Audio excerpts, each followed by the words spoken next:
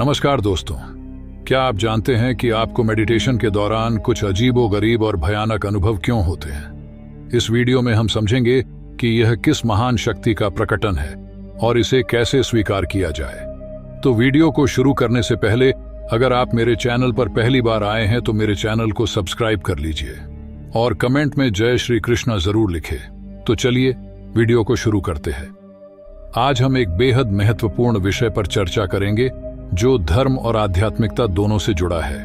जब हम मेडिटेशन करने लगते हैं तो शुरुआती दिनों में कई तरह की अजीब और भयानक घटनाएं होती हैं। हमें भयानक दृश्य दिखाई देते हैं, निराशा और डर का अनुभव होता है, काम वासना बढ़ती है और हम समझ नहीं पाते कि यह सब क्या हो रहा है। कई लोग तो इन अनुभवों से इतने डर जाते हैं कि मेडिटेशन ही छोड़ देते हैं। लेकिन आज मैं आपको बताऊंगा कि ये अनुभव वास्तव में एक महान शक्ति के जागरण के संकेत हैं। ये मां काली की शक्ति है जो आपके मूलाधार चक्र में स्थित है। जब आप मेडिटेशन शुरू करते हैं तो यही शक्ति जागृत होती है और अपनी निहित शक्तियों का प्रदर्शन करने लगती है। याद करें मां काली की कथा, जब उन्होंने रक्तबीज नामक राक्षस को मारा था। जितना ज्यादा वो उसका रक्त बहाती थीं, उतने ही नए रक्तबीज पैदा हो जाते थे। अंत में मां काली को उस रक्त को पीना पड़ा ताकि रक्तबीज का अंत हो सके। इसी तरह मेडिटेशन में भी मां काली आपके मन में छिपी वासनाओं और इच्छाओं को मारती है। जितनी ज्यादा वासनाएं आती हैं, उतना ही मां काली और अधिक क्रोधित होती जाती है। इसलिए जब आप बैठकर मेडिटेशन करते हैं तो आपके अंदर एक युद्ध छिड़ जाता है। मूलाधार चक्र में मां काली आपकी वासनाओं से लड़ रही होती है। इसी कारण आपको भयानक दृश्य दिखाई देते हैं, काम वासना बढ़ती है और अशांति का अनुभव होता है।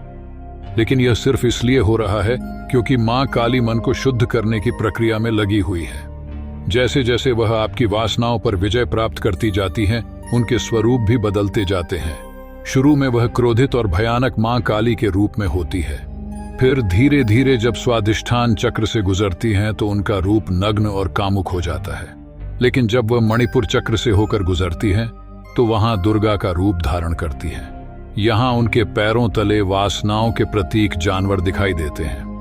जैसे जैसे शक्ति और ऊपर उठती जाती है, मां काली के दिव्य और प्रकाशमय स्वरूप सामने आते हैं। अनहद चक्र में वह सरस्वती के रूप में दिखाई देती है और अंत में सहस्रार चक्र में वह एकदम प्रकाशमय फूल के रूप में विराजमान होती है।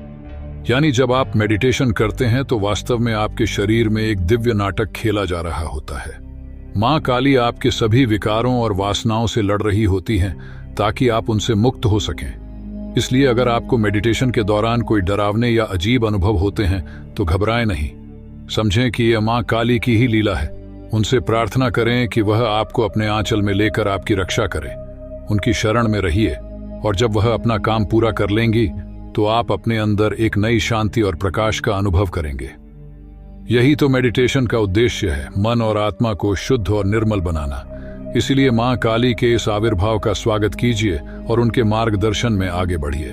दोस्तों, अगर आपको ये वीडियो पसंद आया हो और आप इस तरह की ज्ञानवर्धक वीडियोस देखना चाहते हैं तो कृपया हमारे चैनल को सब्सक्राइब करें और बेल आइकन पर भी क्लिक कर लीजिए ताकि आपको हमारी वीडियोस का नोटिफिकेशन मिलता रहे। हम आगे भी आध्यात्मिकता, योग और मेडिटेशन से जुड़े रहस्यों को आसान शब्दों में समझाने की कोशिश करेंगे। साथ ही अगर आपके पास कोई प्रश्न या अनुभव हैं जिनके बारे में आप जानना चाहते हैं तो नीचे कमेंट बॉक्स में लिखें। अपना और अपने परिवार व दोस्तों का आध्यात्मिक ज्ञान बढ़ाने के लिए इस चैनल को सब्सक्राइब करना न भूलें। धन्यवाद।